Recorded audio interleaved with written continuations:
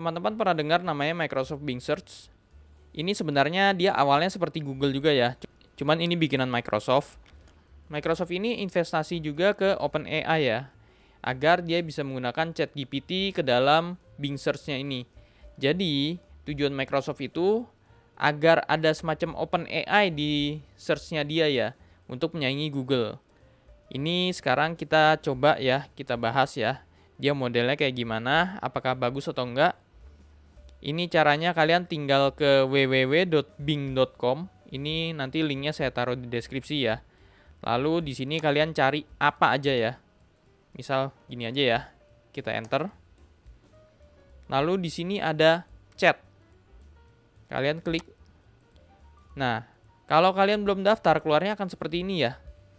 Nanti kalian bisa klik ini, join the waitlist ya. Ini karena sebelumnya saya sudah daftar, saya sudah masuk antrian dan saya sudah bisa menggunakan ya. Ini invite-nya dari dia, ini katanya saya sudah bisa mencoba nih intinya nih. Saya sudah bisa memakai New Bing ya. Jadi seperti chatnya OpenAI, tapi ini versi Microsoft dan dia bisa online ya. Kalau ChatGPT kan dia nggak bisa online ya. Dia jadi bisa menggunakan data terbaru ya. Ini kalau kita buka seperti ini ya. Jadi sama seperti tadi sebenarnya, cuman ini saya udah login ya. Kalian tinggal buka www.bing.com, login ke Microsoft account kalian yang udah di-invite untuk mencoba fitur barunya. Kalau udah, kalian tinggal klik di sini lagi, terus search apa aja, enter ya.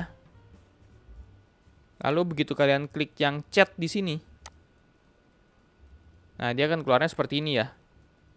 Ini kalian bisa klik stop dulu ya. Nih kita bikin barunya di sini nih, new topic ya. Biar bersih ya. Ini dia contoh-contohnya nih bisa ngapain nih. Lalu kalau kalian scroll ke bawah dikit, ini kalian bisa milih conversational style-nya kayak gimana ya. Jadi kreatif, precise atau balance ya. Kalau kreatif itu dia seperti ini ya. Jadi lebih original, lebih kreatif, lebih surprising, lebih entertaining katanya ya. Kalau balance ya balance seperti biasa ya, standar gitu. Kalau more precise itu responnya itu lebih ke faktual, lebih ke tepat, lalu dia lebih memprioritaskan akurasinya ya. Ini nanti kita coba ya. Misal nih kita klik sini, lalu kita coba pakai bahasa Indonesia dulu ya. Nama kamu siapa? Nah ini responnya dia ya. Dia bisa bahasa Indonesia ya. Kalau dari sini kita lanjutkan ke bahasa Inggris gimana ya? Nah, seperti ini ya. Ini ada 2 of 8 ya. Jadi, setiap kali topik, dia cuma bisa jawab 8 kali maksimum ya. Setelah 8 kali, kalian harus mulai lagi new topic dengan klik tombol ini ya. Jadi, kalau new topic ini intinya chat kalian semua dihapus, lalu diulang lagi ya. Dia nggak inget pertanyaan kalian sebelumnya. Jadi, kalian cuma maksimum bertanya 8 kali ya. Ini saya juga baru tahu kenapa dibatasin seperti ini ya. Agak-agak aneh sih. Tapi ya udah kita ikutin aja ya. Lalu kita tanyakan lagi. Kenapa kamu dibuat? Oke, kira-kira seperti itu ya. Terus kalau misalkan kita tanya yang terbaru ya. Data yang terbaru. Kalau ChatGPT kan datanya sampai 2021 ya. Sekarang coba kita tanya gempa Turki korban berapa ya?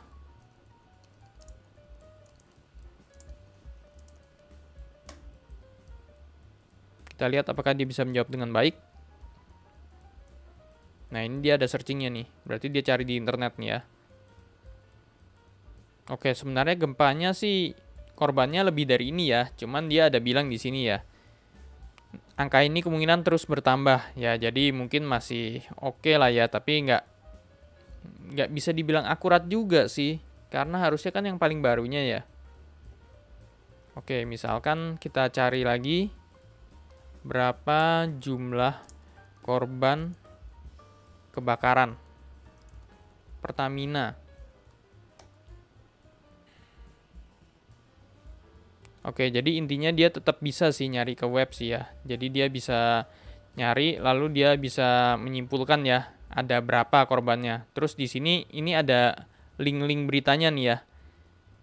Jadi dia nyarinya di mana dapatnya di sini ditampilkan sama dia ya. Lalu kalau misalkan kita suruh dia coding ya, bikin bilangan prima 1 sampai 1000.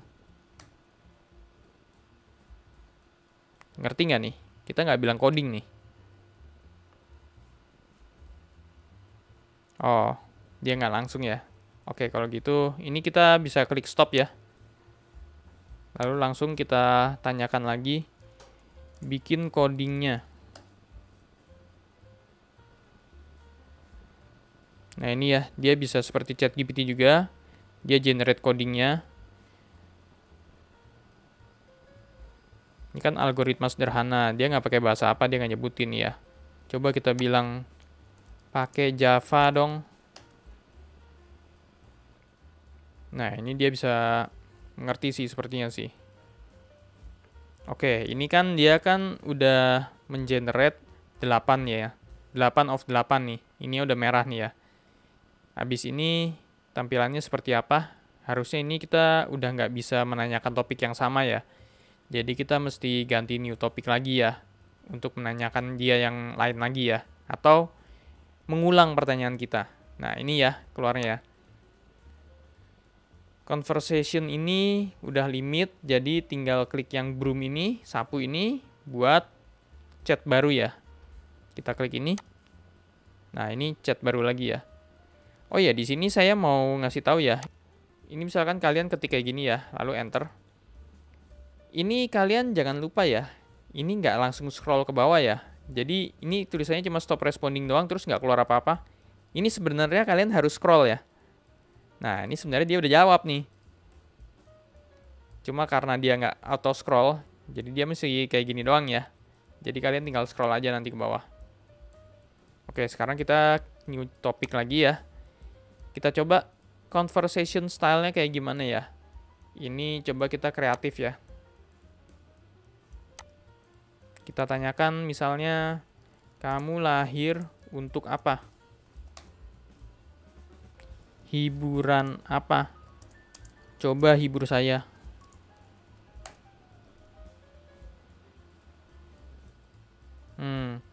Agak garing ya.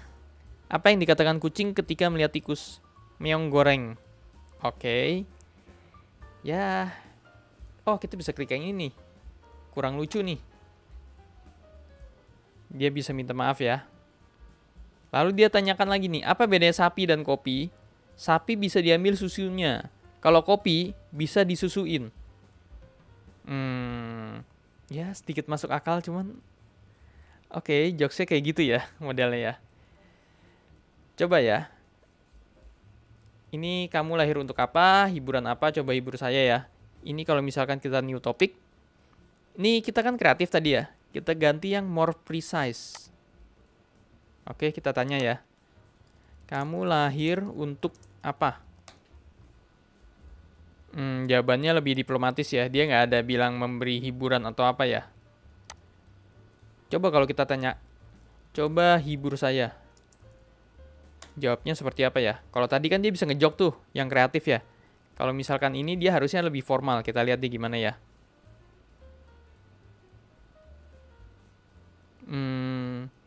Bikin lelucon untuk saya.